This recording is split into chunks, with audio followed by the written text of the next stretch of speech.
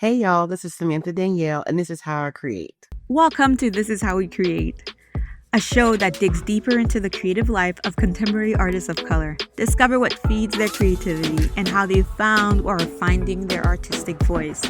Through these intimate and candid conversations, you'll gain insights into the lives of creative professionals of color that are hard to find anywhere else.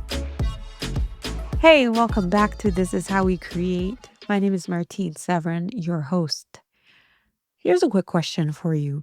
What would happen if you went after your dreams with full focus, knowing that fear was just an obstacle that had to be overcome? Well, today I'm sitting down with Samantha Danielle, who traded a career as a pediatric nurse to becoming a wedding planner and now to founding her own champagne brand. Yep, you heard it correctly. Champagne, baby. Not sparkling wine, not Prosecco, but champagne from the Champagne region of France.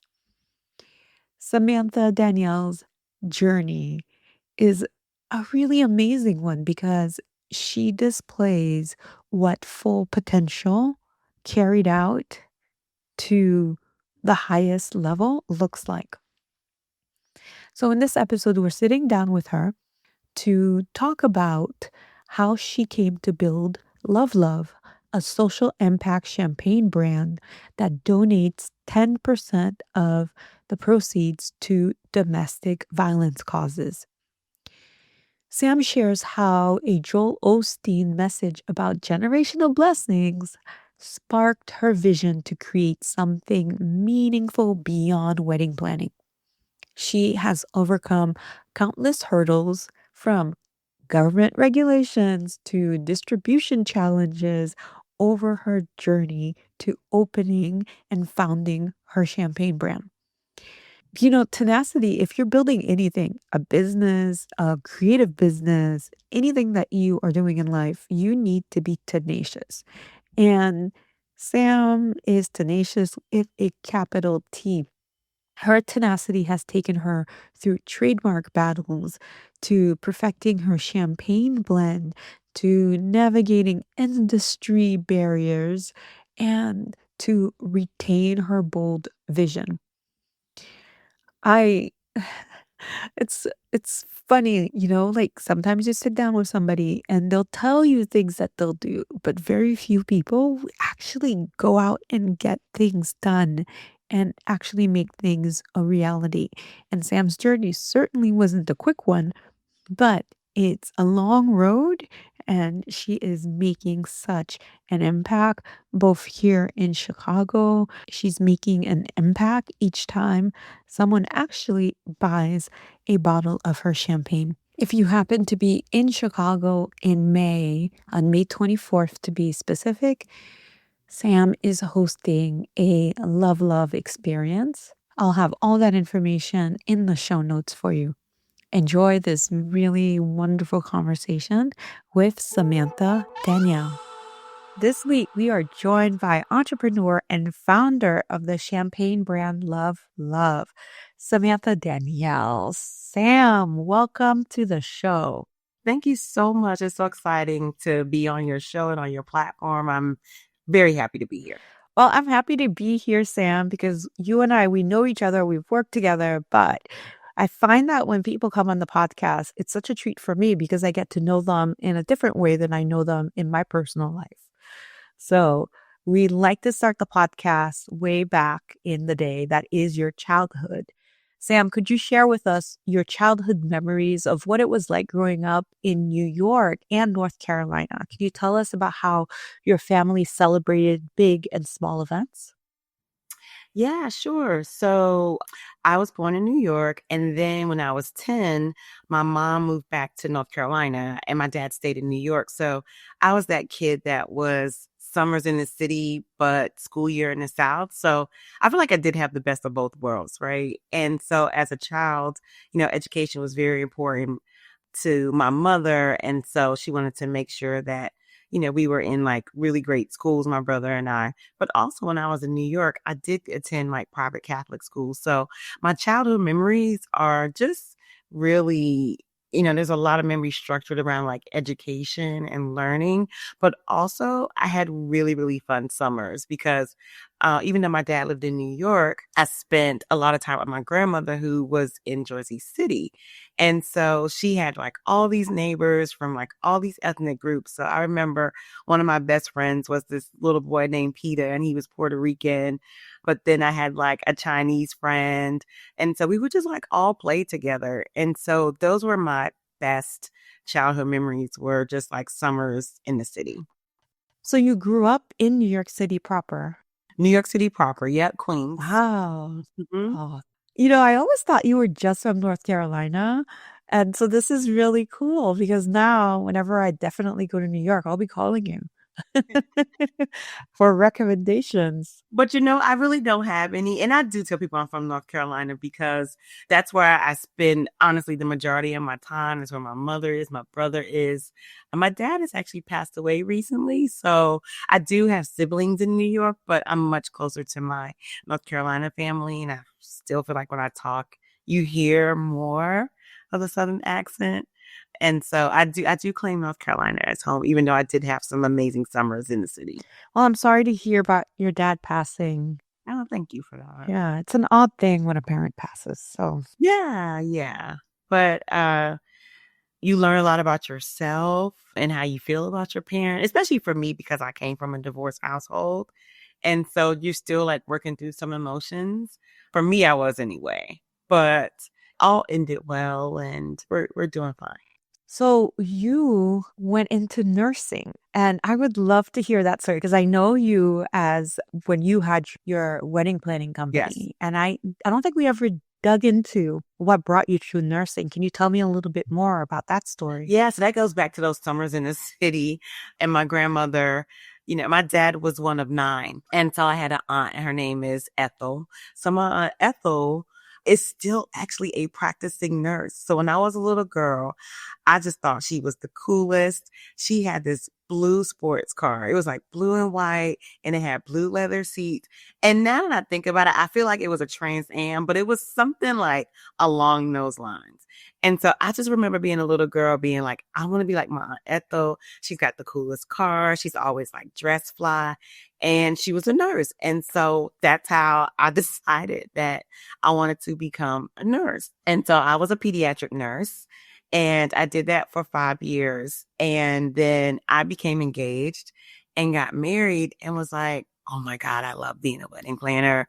Like, this was great. I planned my own wedding. I did hire a day of coordinator to execute everything, but I just love the process of it.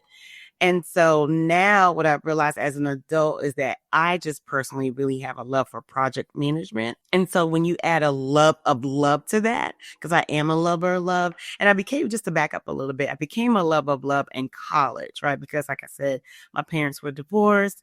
And so when I got to college, it was the first time that I really just observed that people's parents were still together, had been together for a long time.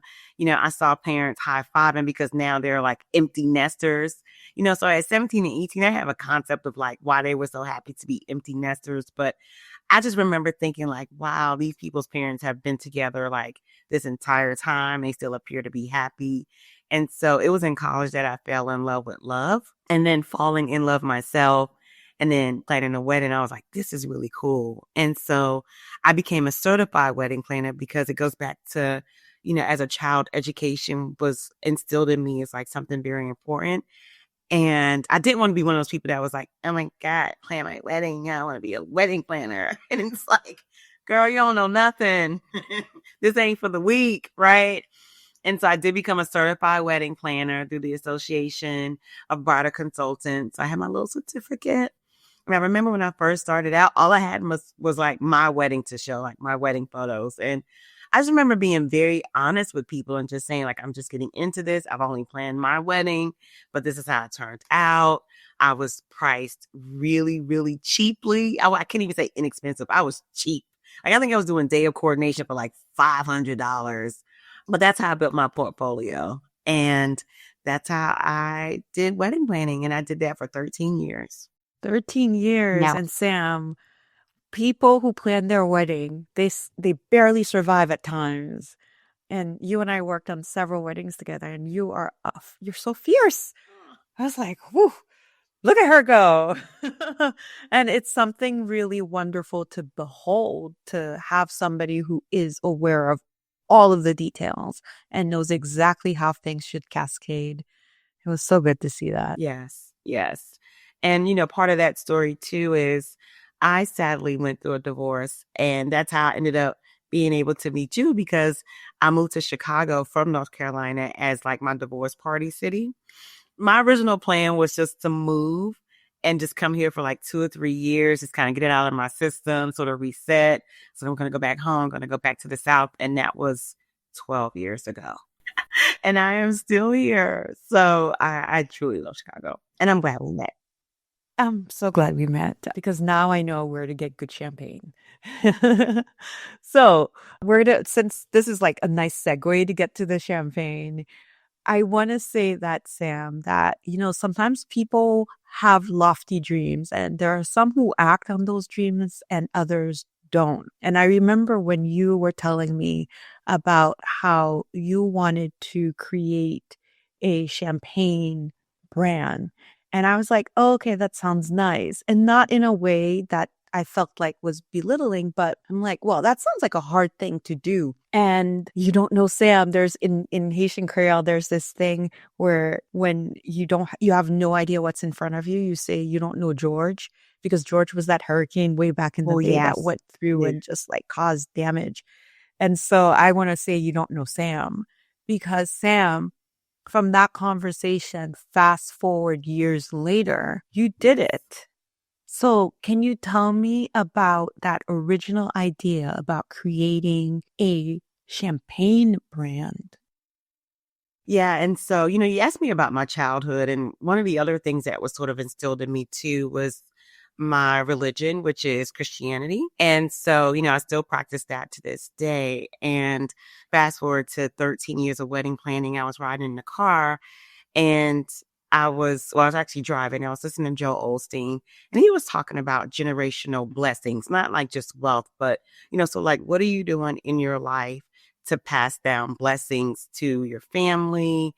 What are people going to say about you in generations to come? And so I remember just two things. One, I was over the wedding planning, not my clients. I had amazing clients, but just people who were calling themselves professionals. And I'm sure we could talk about that for eons. But I just was finding that the way people were working and work ethic and integrity was just at a low.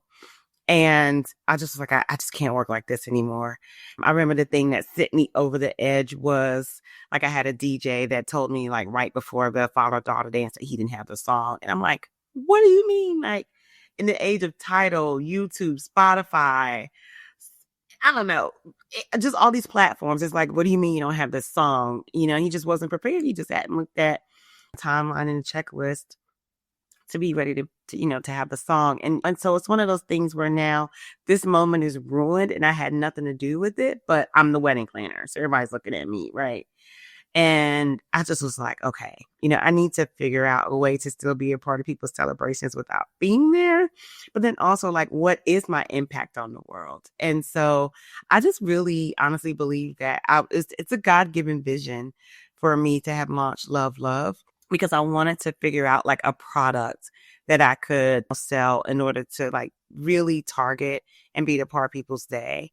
And that's where it comes from. And so, it is a social impact brand, meaning that, I donate 10% towards domestic violence causes, because as much as we love love, love shouldn't hurt.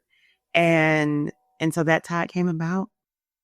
Sam, can you tell me how you decided to be a social impact brand? Yeah, sure. So I decided that because one, as I was just saying, I wanted to do something where I could like impact the world, right? And so it's like, what platform or what product can I use to be able to say like, hey, I can take part of what we make here and impact the world.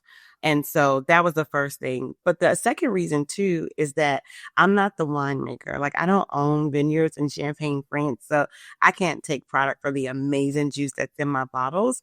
And so I really wanted to be able to speak to, okay, yes, this is what the wine is, it's how it tastes and things of that nature. But it's like, well, this is what we are about, right? Because as the winemaker, he can say, well, I'm about organic farming, or I'm about Chardonnay, or I'm about these things. But I can't say that I'm like about those things because I'm not the winemaker. So being a social impact brand gives me that, like, this is what we're about. I love it. So tell me more about the process because so many people want to do things and they never do it. How did you go about going from idea to the actual bottle and the website and all of that and selling it and seeing it in people's hands? Can you walk me through that process? Yeah, sure. So the process of, idea to like it's here. One was the name, right? And so I just started thinking about, okay, like what are we going for? What is our about? So it's the social impact brand. So we're about love. And I used to always use the hashtag I love love on my Instagram when I was a wedding planner with Bliss by Sam. And so literally again, it just hit me one day. I'm one of those people that I always get ideas like in the middle of the night. And so it just came to me like love, love. So when I went to trademark the brand name, I did go to trademark LOVE, LOVE, and the government told me no. And so I just had to find a creative way to spell love. So that came up to, and I just was like, okay, we're going to go with LUVV. And so that's how I came up with LoveLuvv. The next things, like I said, was to trademark it. I think the mistake a lot of people make in business is they get their business name, they get a website, they get their handles, and they don't do their trademarks. And you have to do your trademarks first.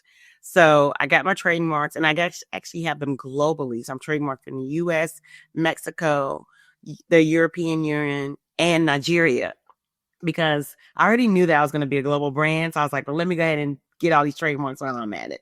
So I did the trademarks. Once I had the trademarks, the next thing to do was to find the winemaker. And I actually found him on Instagram. I literally was just Googling, doing like hashtag like wedding champagne. And he came up as a person that works, with private label brands. And so we chatted and I told him about the project I wanted to do. So he said he would work with me. So he sent me samples and we did that via basically DHL back and forth until I chose the blend that I wanted. Because I knew I wanted something that you could drink all day, that it would go great with food and also make really good cocktails. And so not all champagnes can do all of those things. And so I chose the blend. And then the next thing was design. And so I looked for a label maker. And again, Instagram found someone. He's actually in Bulgaria. And so we worked together. But that was easy because, he's doing digital items. And so we just worked together back and forth to create the label. And then the next thing is dealing with the law, right? So now you are dealing with the federal government to be able to get approval to import, to get approval to wholesale. And you're thinking, okay, I'm good. The feds have given me licensing, but no, you learn that because of prohibition, right? You start to remember this is why it's different to buy alcohol in every single state because after prohibition was over in the 30s, they allowed each state to decide their liquor laws. So then I had to deal with the state of Illinois and be checked by them again. And I do feel like it was harder than passing the federal background, right? So then the state of Illinois gave me the license to import and distribute. Then I had to deal with the city of Chicago. So that next set of people that I had to be like, okay, can I please sell alcohol here? And so once you have all of those approvals, now you are ready to sell alcohol. So I had to learn quickly about like how to import, and this is a brand new industry for me. So I've relied heavily on like heavy research, heavy Google, but then also A lot of education came from like the importing company. They taught me a lot of things too, because I am the first person that my wine banker has worked with in the US. And so there was a lot of things that even he didn't know about like selling to me here. Right. And so we've learned a lot together very, very quickly. And so I also had to find like a warehouse because I can't just have like the bottles at my house. They have to be temperature controlled, right? So, like the city of Chicago had to come out and do an inspection at the warehouse. So, that is how it got from idea to concept to the warehouse in Chicago for me to sell. And all of that took about 5 years? Well, it took 5 years for me because the first 2 years, going back to the education, I actually became a master of champagne. I didn't want to be a somm. So I found an organization called the Wine Scholar Guild, and they offer master level certifications in wine. So you can be a master of champagne, you can be a master of French wine, Spanish wine, Italian wine. So I chose to do the master of champagne certification, actually went to the region, and then you had to take a test. And I failed the test the first time. So after the first time I failed, I was like, okay, I really got to buckle down. I got to study. So I took it again. So that is what took me the 2 years. And then COVID hit. And so that was why we had so much back and forth as far as sending the samples because I couldn't just go and taste them all. Right. And I also would not seal the deal until I met them face to face. And so even though the pandemic had ended, France was still restricting who could come into the country. So I was not able to go and visit them face to face until June of 2022, even though we had started talking in 2019. But you know what? That was okay because, again, with weddings being my primary market, there were no weddings. So I would have been just sitting on all this inventory without anywhere to really sell it. Right. So it worked out. And so in 2022, I met them. It took about a year to do all my licensing. And then I finally got the first inventory in December of 23. Gosh, Sam, talk about gumption. Whew. How did you keep your spirits up and keep going? Because this sounds like it was a frustrating process. You know what? I just knew that, again, this is something that I've been tasked with to do. It's bigger than me. And that even keeps me going is the fact that you have a sense of purpose, right? Because there are going to be challenges.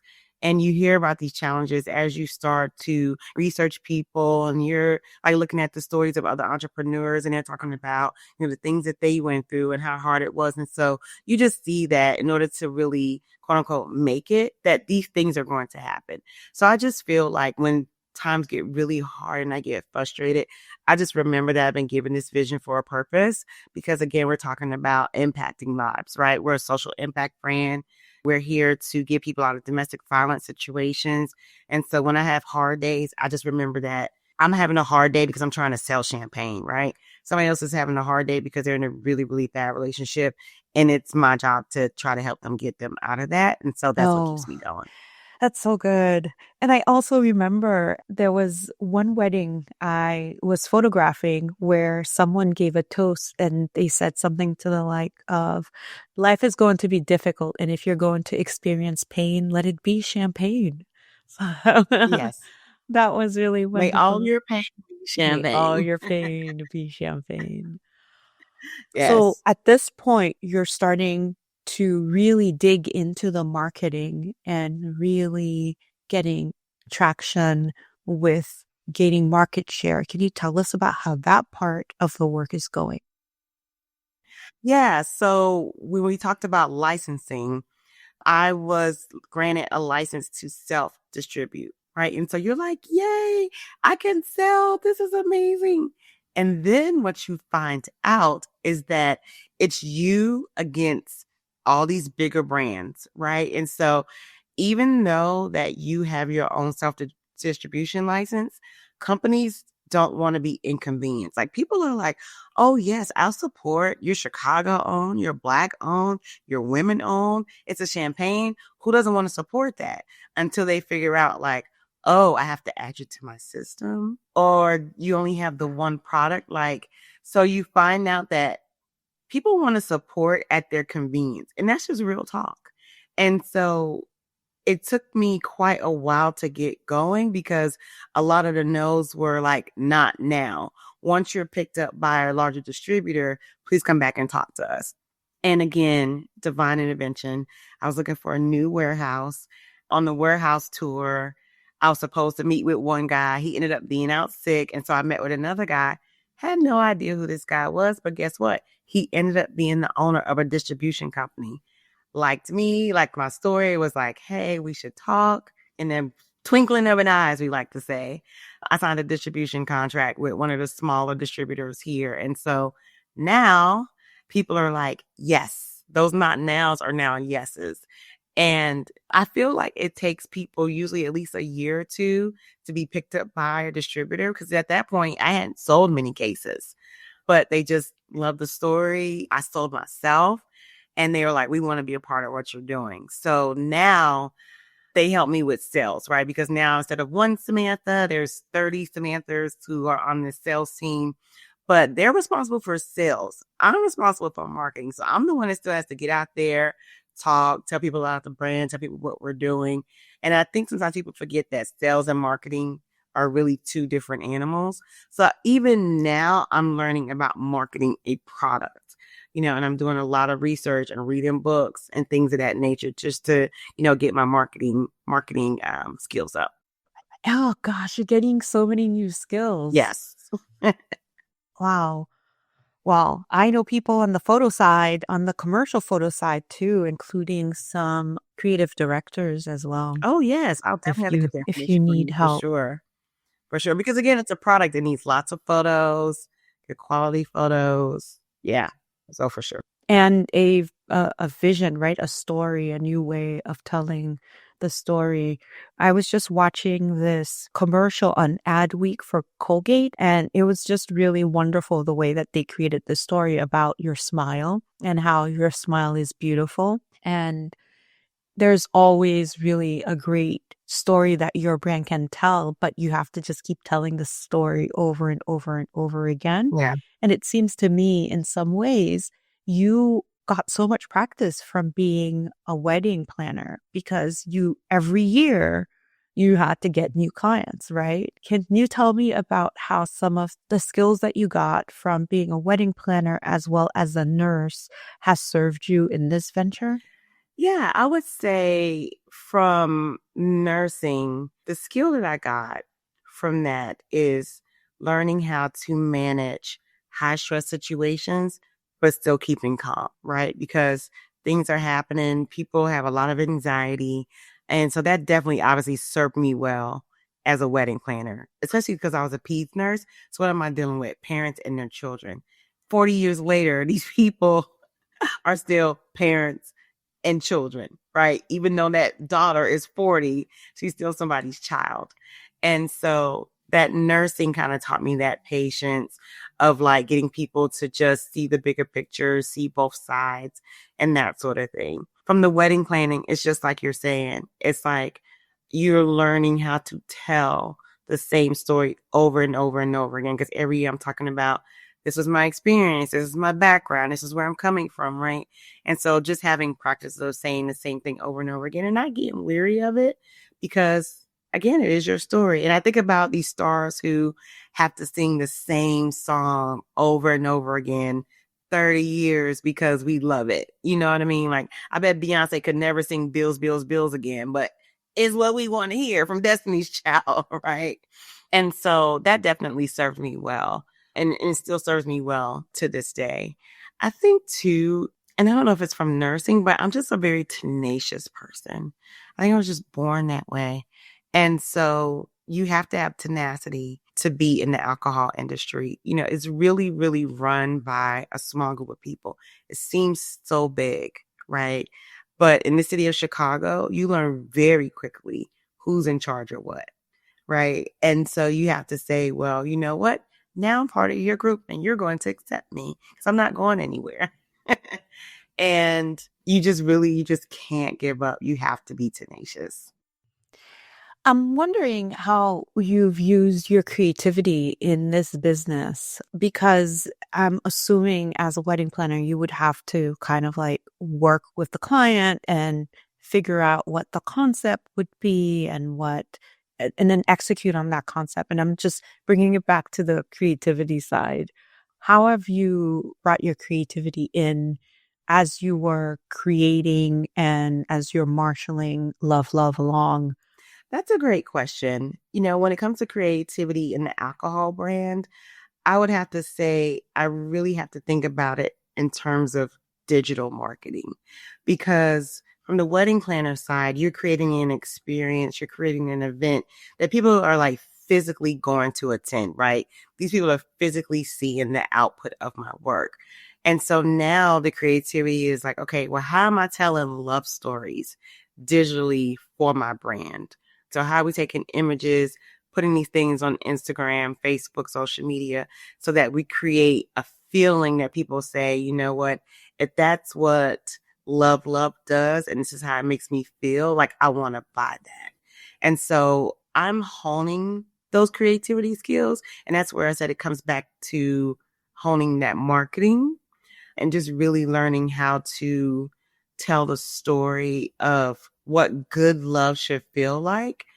And I'm also really still learning how to use my creativity to tell the about us, right? Because it's not a fun topic, right? And so here you have where we're leveraging the elegance of champagne to try to change lives, right? And so it's like, how do you take what is not so great to talk about and tell that story with a luxury product? And that's something I'm still learning, right? I'm still learning how to navigate that. But that's where I feel like my creativity challenge is right now. It's easy to put the bottle in a pretty picture with some flowers, but it's like, no, we're about more than this. And so how do we tell this story? Is it just you at this point, or do you have, I know it's mostly me at the podcast, but I love saying we.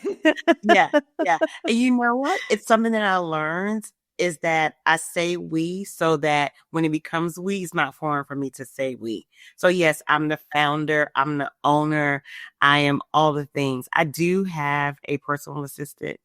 Thank God. She helps me with my calendar. And so she'll be helping me. And I also say we now because I'm in distribution, right? And so I have this whole sales team that I have to be available for, and be available to. So there's them at, Momentum, which is great. And then I have a social media team who helps me with my posts because that's not my ministry. So the posts you see on my Instagram handle, they definitely do that. But I have to give them the vision and then they make it plain. And so that's the we for now. So, what are some of your plans for LoveLuvv in the future? One of the things that I have struggled with when they say, okay, when you're working on your business plan, they always say, well, what problem are you solving? Right. And I'm like, there's no shortage of champagne. There's no shortage of sparkling wine, right? So I can't be like, oh, yes, we need another sparkling wine because we run out every year. It's like, that's not a problem. And so the problem that I have decided that I want to solve is back to education. I am so tired of people calling Prosecco and Cava and California sparkling champagne. It is not. And I realize that it's become one of my pet peeves, right? And so just going back on education, I'm like, okay, this is one of the problems that I'm going to solve from a business standpoint, which is like, I'm going to educate people on like what the difference is, why there's a difference in price. And so with that being said, LoveLuvv is actually a sparkling wine line. And our first offering is a champagne. I am going to offer a Prosecco. And so that's exciting. So I've already been to Italy. Again, found a supplier online, I was able to go and taste the product. And so it's coming, but I'm working on that. So that's what's next. I also feel like I've been feeling like I want to do a non-alcoholic sparkling because that's becoming big where people want to, feel like they're celebrating. And there is a culture around alcohol, right? But not everybody wants that alcoholic component for whatever reason, whether it's religious, health, personal. And I just personally feel like the offerings that are around now just aren't that tasty. So after the Prosecco, I do want to figure out like a good non-alcoholic sparkling option. So that's where I envision the company going for sure. I don't drink anymore, or at least I rarely drink now. Right. So, like, I'll have a few times a year, Uh-huh. I'll have wine or sparkling wine or champagne. And now that I don't drink much, if I am going to have alcohol, I want it to be really good stuff. So it was really great to go to your launch party because I was like, this is good stuff. This is excellent stuff. But I do agree with you with the current non-alcoholic wines that are on the market. They're awful. Yeah. I'm sure if anybody's going to do it, you're going to do it. And it be me. So, Sam, I can imagine that there are some people who are listening to this podcast and they're like, how did this woman do such a heavy lift? Yeah. And there are a lot of people who listen and who are thinking about changing careers. And there are those who come on the podcast, the guests who come on the podcast, who have transitioned from another career Yeah. to a creative one. And you're transitioning out of a creative career into building a brand. Although I would say the work of building a business is really, really creative. Like it's all Sure. about keeping the ideas coming. I'm wondering, what kind of advice would you give to the Sam 6 years ago, 5 years ago, who had this big, bold, audacious idea to create her very own champagne and sparkling wine brand? What advice would you give to her to help her along her way to success? Okay, I have to admit, one of the things I'm so ashamed to say is that I did not have a 100% business plan.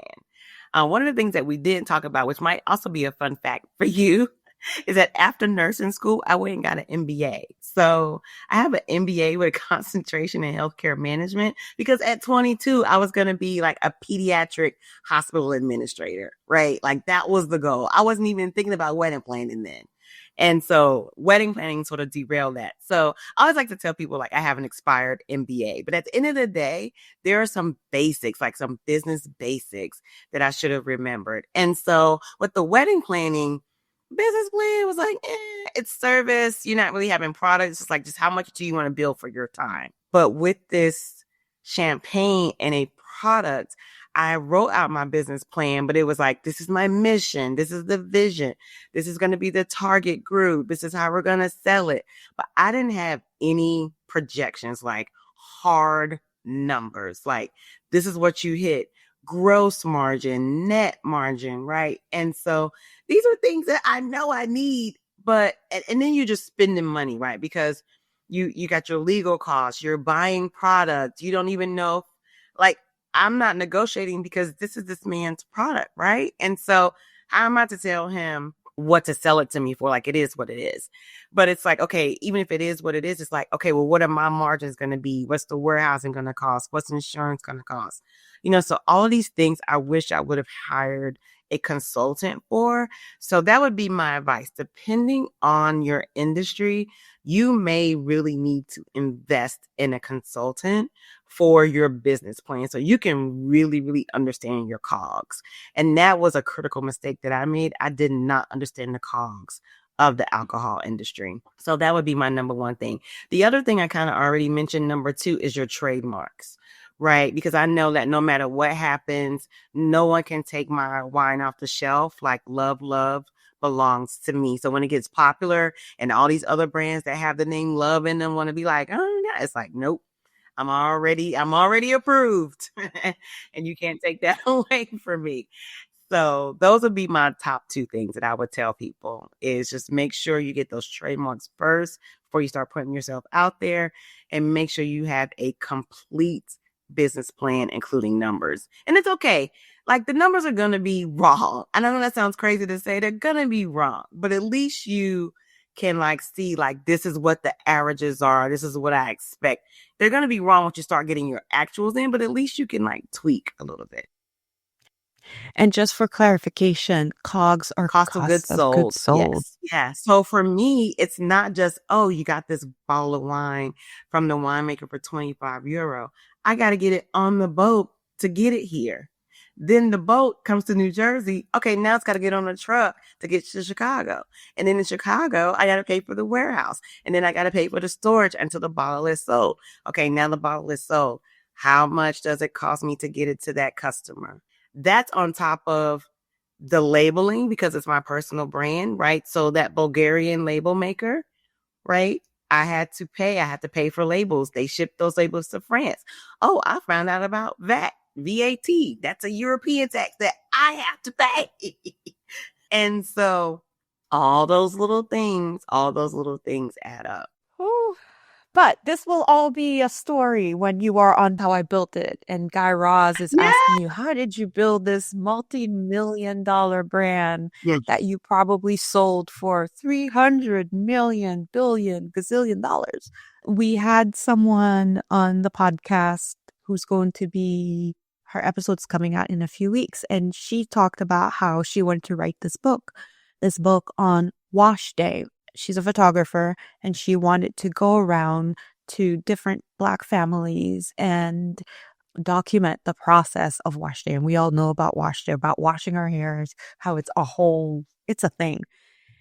And so she sat down and she wrote what she wanted in order, right? So she wanted to write it out. She wanted to find an agent. She wanted to do this, to do that, to that. It all came true. She said, Martine, first it was this, then it was that, then it was this. Like all of it came to be. And it's really interesting when we sit down and we think about what it is that we want and we're intentional about it, what ends up coming Yes. out. Yes. And I've done that. And, again, reading more about the law of attraction, about affirmations, all of that stuff is crucial. So when you are not being a mogul, what do you do for fun? What do you do on your off hours? So on my off hours and on my off days, I am definitely a person that lives like a tourist in Chicago. People say that about me. They like, you live like a tourist. Like I don't have one place I always go. I literally, especially in the summertime, I'm just checking the city calendar, see what's going on, see what events there are. So I'm about all things Chicago on my off days for events. We always have a new amazing restaurant that I want to try. The food is so good here. If I did have a hangout spot, it would be Soho House. I'm a member, but I spend a lot of time there, especially in the summertime at the pool. I love Soho House. Yeah. But I really am truly a global citizen. So my reward is travel. And I just think it goes back to those summers in Jersey City when I have friends from everywhere. And I have just everywhere I go, I make friends. And so I really work to travel and see the world. And on a luxury level too, honey. I can't be, listen, I got to be at the Ritz. Right? Even though my home is lovely, I want to step it up. I want to step it up when I travel. Yes, I want my sheets changed every day. I want fresh towels every day. I want a butler. I want all of those things. I want an app that says, yes, you can have chocolate cake at 2:00 in the morning. Yes, girl. Yes. I love That's the it. way I love to have luxury hotel stays. But when I'm out, like I'm also the person that likes to be like in the streets and do the dangerous thing, like go home to my taxi driver's house where his wife has cooked a meal for the night. Now, the married taxi driver. He's like, oh, my wife will cook for you. I'm like, yes, give it to me. And I want to meet the kids and play with the kids. People are like, you're crazy, but I don't know. I just feel like that's when you like really learn. And that's how you make friends. You get immersed into the culture and they're like, okay, now you're my driver for the week. So I travel like that all the time. Where are you going to next? Next, I am going to Rwanda. I have a neighbor that moved there. And so me and another neighbor are going to visit him. It's all of our birthdays are kind of like within a week of each other. So it's our birthday trip. But he moved there for work and he's got a driver, he's got a chef. And I've been like reading and they said like Rwanda is like the Singapore of Africa. I'm like, what? That's saying a lot. So I'm excited to go to Rwanda. Yeah, it's a beautiful place. Yeah. I've never been, but I've checked it out. Okay. Yeah. We're going for 2 weeks. So I'm excited for that. One of the things I want to do is spend more time in Africa, spend more time on the continent, because Last time I went, I had just so much fun. It was Where did you incredible. go? I went to South Africa Okay.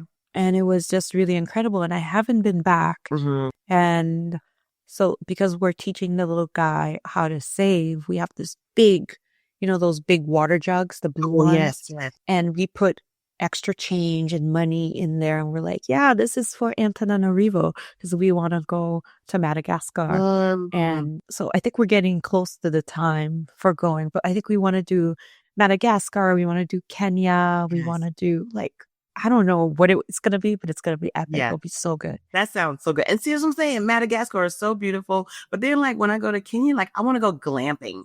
You know what I mean?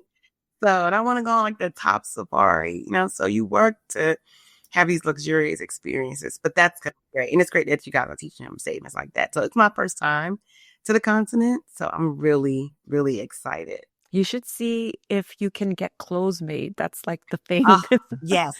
That We've already everyone talked does, about my it. sister. I need suits. Yes, I'm here for it. Well, Sam, this was so much fun. Thank you so much for coming on the show. Yeah, absolutely. Thank you so much for allowing me to talk about how I create and how I think about it in this world of product versus service. I really appreciate you asking me to join you today. Hi there. I have a quick favor to ask you before you go. If you're loving the show, would you mind taking a quick second to leave us a 5-star review on your favorite go-to podcast app? Here's the thing. Those reviews are like magic fairy dust. They help other creatives of color discover our show and tap into their own artistic superpowers. While you're at it, why not subscribe to our Substack newsletter, Creative Matters? Creative Matters is like a weekly dose of inspiration delivered straight to your inbox. You can find the link to subscribe in the show notes. All right, that's all that I have for you today. I can't wait to see you on the next episode. Bye.